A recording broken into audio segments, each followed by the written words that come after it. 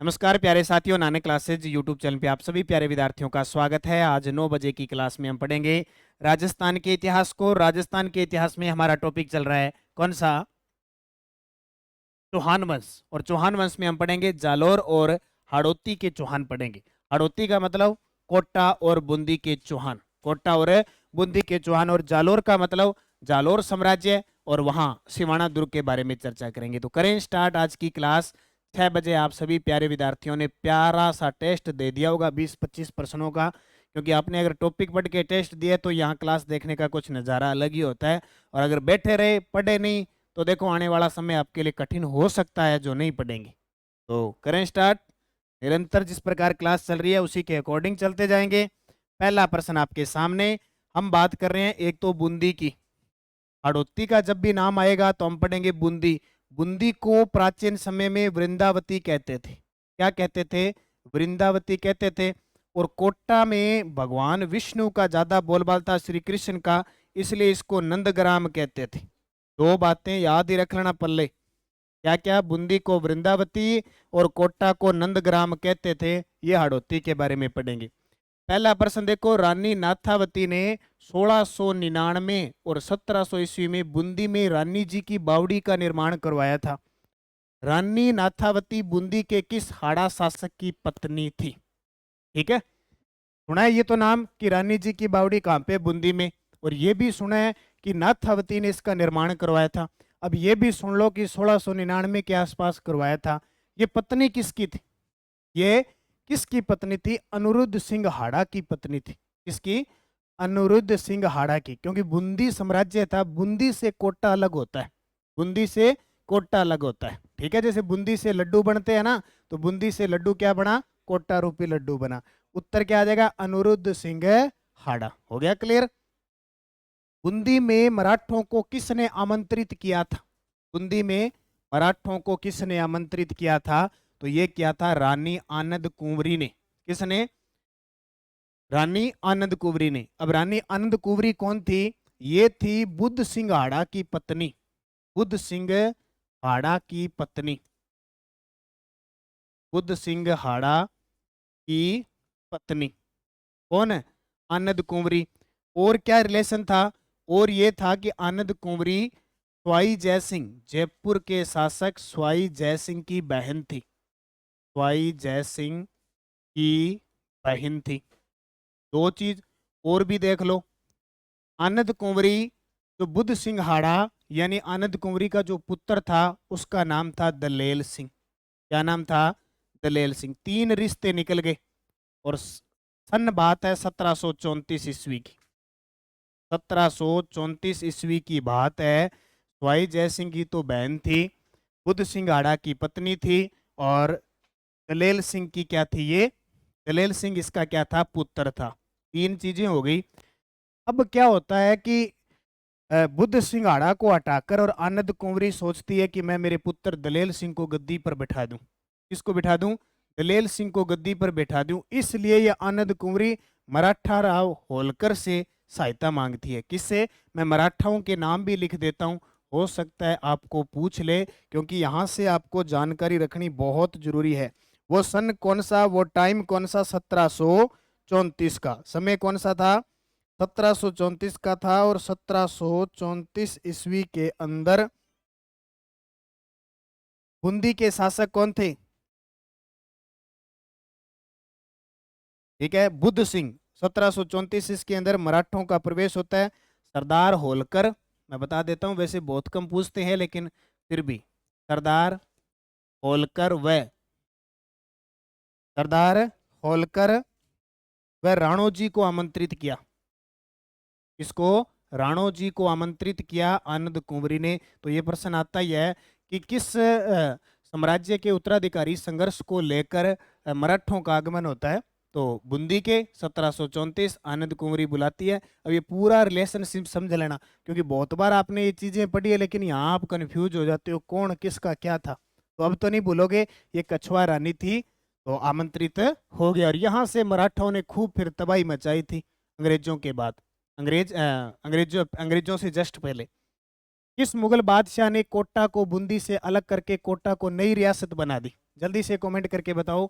1631 ईस्वी की बात है, जल्दी से बताओ। 1631 की बात है। कौन सा शासक था? तो किस मुगल बादशाह ने कोटा को बूंदी से अलग करके बनाई? शाहजहां ने। शाहजहां का दूसरा नाम था खुर्रम। और कहते हैं कि खुर्रम को जब बंदी बनाया गया तो सहायता की थी माधो सिंह ने। किसने की थी? माधो सिंह ने सहायता की थी। और माधो सिंह ने सहायता की थी, तो सहायता देखो, किसी की सहायता करते हैं, हेल्प करते हैं, तो कभी ना कभी उसका एहसान चुकाना पड़ता है, होता है ना, कैसे न कैसे रूप में चुकाना पड़ता है। कर भला हर भला, तो माधो सिंह ने इसका भला किया, तो इसने भी भला कर दिया। क्या? शाहजहां जब बादशाह बना तो 1631 में इसने बूंदी से कोटा को अलग करके अलग साम्राज्य बना दिया। इसलिए तो पहले बूंदी और फिर कोटा। ठीक है। वो शासक कौन था? शाहजहां। बूंदी के किस शासक ने अपने समय का दाह संस्कार, समय का दाह संस्कार किया था जीवन काल में समय की स्वर्ण प्रतिमा लगा के? यानी ये एक ऐसा शासक आया किसका? बूंदी का, कि उसने सोने की अपनी प्रतिमा बना के खुद आंखों देखा अपना दाह संस्कार किया। देखो, यहाँ तो दाह संस्कार और करते हैं, घबराते हैं ना, मन कैसे करता है। देखो भाई, लास्ट यही जाना है, यही मुक्ति धाम है। इस राजा ने क्या किया? अपना खुद का स्वर्ण प्रतिमा लगा के पूरा जो दाह संस्कार करते हैं ना, मरने वाला जो मृत्यु वाला संस्कार है, वो सारा किया राव उमेद सिंह ने। ये वही राव उमेद सिंह है जिसको एक हुंजा नामक घोड़ा दिया जाता है। एक अरबी था, ईरानी था, उसने हुंजा नामक क्या दिया था? घोड़ा दिया था। ठीक है, राव उमेद सिंह। इतिहास में मालदेव मुछाला के नाम से कौन जाना जाता है? बड़ी बड़ी मूछों वाला मालदेव। और मालदेव एक मारवाड़ में भी आया था, लेकिन ये मालदेव मुछाला कौन था? मालदेव सोनगरा था। कहाँ का? जालोर का शासक आया था, जालोर का शासक। मालदेव मुछाला, बड़ी बड़ी मूछों वाला, नाम हो गया मालदेव मुछाला। ठीक है। हड़ौती बूंदी में चौहान वंश का शासन स्थापित करने का श्रेय किसको जाता है? बूंदी के अंदर चौहान वंश का शासन स्थापित करने का श्रेय जाता है, एक देवा आए थे, देवा, देवा रे देवा, नाम सुना ना, देवा। वो देवा आए थे। इन देवा ने क्या किया था? बूंदी में शासन स्थापित किया था। किसने?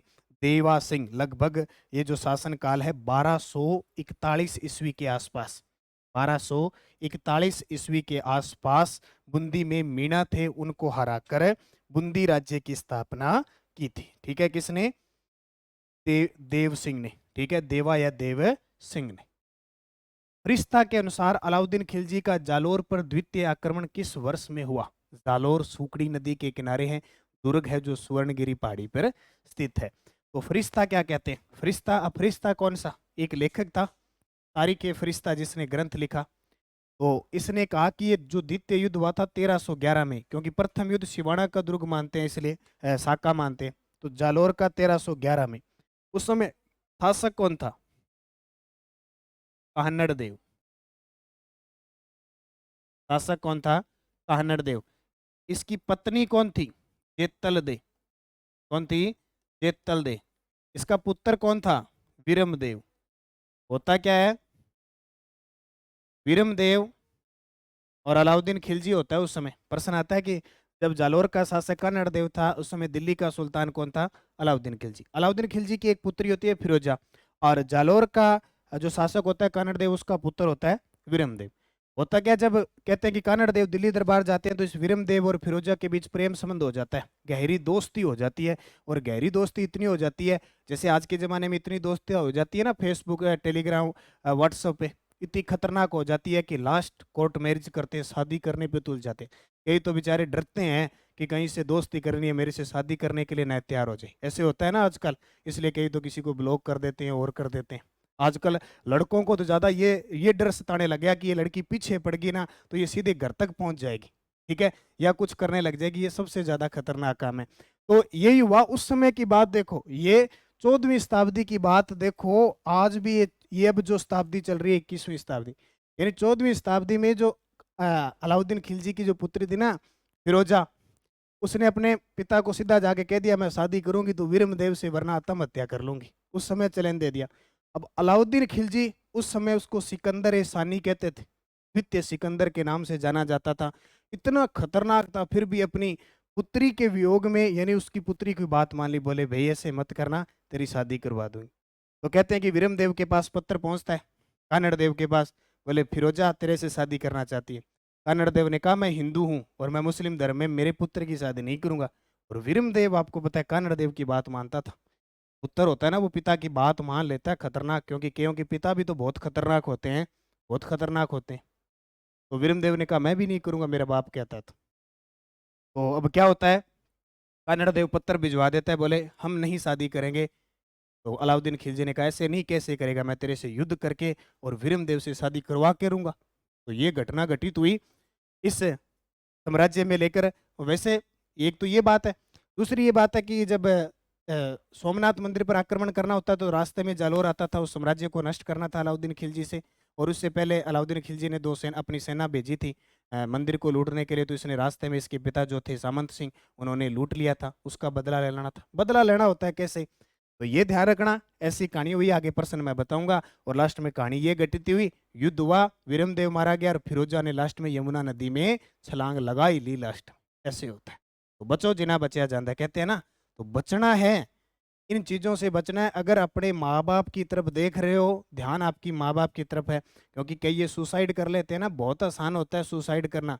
30-35 साल आपको माँ बाप पालते हैं और फिर तुरंत एक झटके में आप सुसाइड कर लेते हो। पीछे वालों की घटना देखो क्या होती है, आपकी तो आत्मा को शांति होगी। आप तो गए ऊपर की तरफ, पता नहीं ऊपर की तरफ गए हो कि तिरछे गए हो कि कहाँ जाती है आत्मा, पता ही नहीं चलती। तो भाई इस खास करके ध्यान रखना है। बस अपने परिवार माँ बाप की इज्जत रखनी है, उनका सपना पूरा करना है, ठीक है। और ये पहले बड़े खतरनाक थे, पहले बड़ों का सिस्टम था, एक आगे दूसरी आगे तीसरी आगे ऐसे आते थे पहले। अब एक आगे तो जाती नहीं है, ध्यान रखना। जालोर को विजित करके अलाउद्दीन ने जालोर का नाम क्या रख दिया, जालोर को विजित करके अलाउद्दीन ने जालोर का नाम जलालाबाद रख दिया। क्या रख दिया, जलालाबाद। खीराबाद का नाम अलाउद्दीन खिलजी ने किसका रखा था, सिवाना दुर्ग का नाम रखा था, 1308 में जीत लिया खीराबाद। खिजराबाद चित्तौड़गढ़ का नाम रखा था इसने 1303 में, 1303 में। देखो अलाउद्दीन खिलजी एक प्रकार की, अलाउद्दीन खिलजी नाम देखो इसका, अलाउद्दीन ए और खिलजी के, AK-47। राजस्थान में जिस दुर्ग की तरफ चली, वापिस इतनी खतरनाक चली कि उड़ा के ले गई, इतना खतरनाक था। सलेमाबाद ये तो आपके अजमेर में स्थान है, ठीक है। और ये वस्तुनिष्ठ पुस्तक आ रही है करंट अफेयर्स की, 10 दिसंबर को तैयार रहना, लगभग 8 दिसंबर को ये तैयार मिल जाएगी आपको, लेकिन पूरे संपूर्ण बाजार में 10 दिसंबर को। निम्न में से किस राजपूत शासक द्वारा नेहत तरंग रचित है।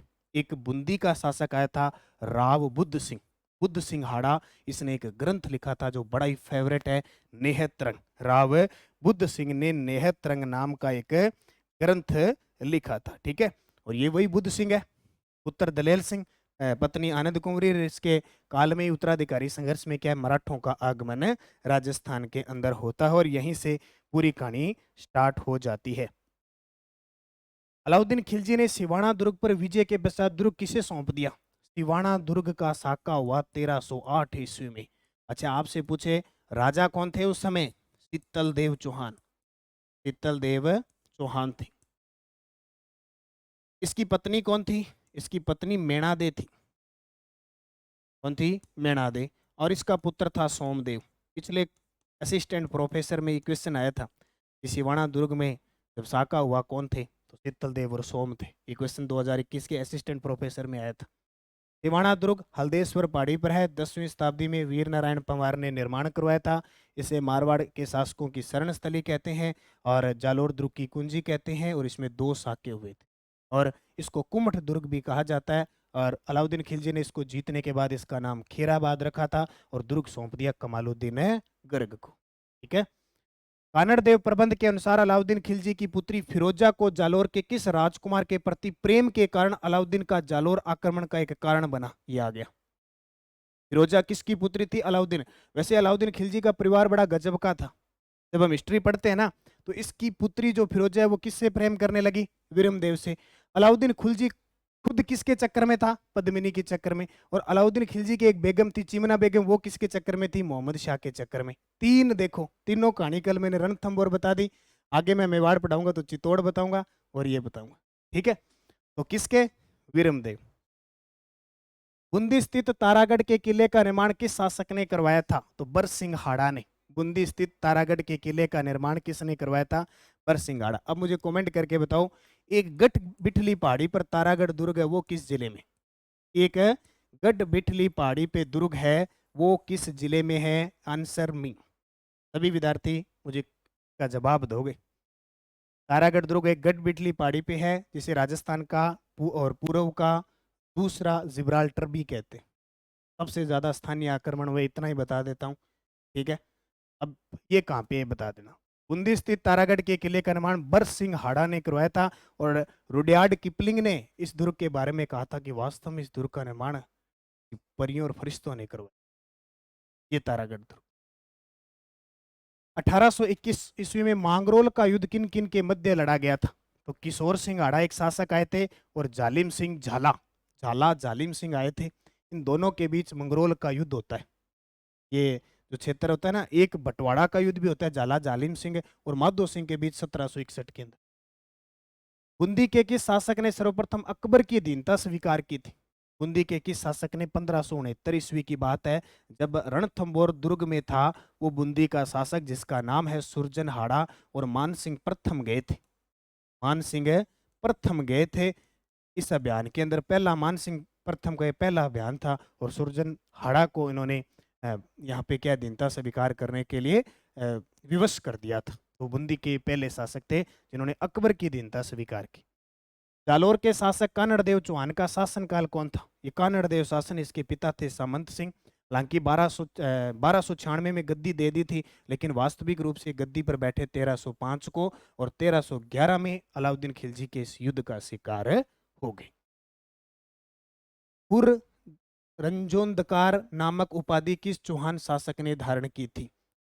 पुर रंजोंदकार नामक उपाधि किस चौहान शासक ने प्राप्त की थी? जल्दी से बता दो, फिर कल का टॉपिक हम स्टार्ट करेंगे। उसके बाद में कौन से, ये जो मेवाड़ से संबंधित है उसकी चर्चा शुरू कर देंगे।